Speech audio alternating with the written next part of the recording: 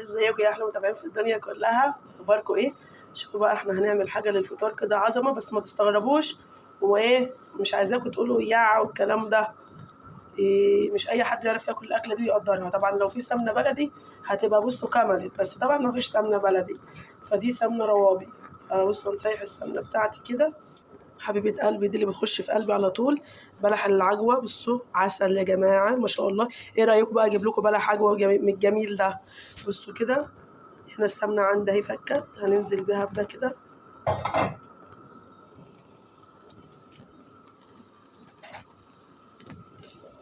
بس نقلبها كويس بس عشان تتغلف كلها من السمنة. بصوا كده ما شاء الله.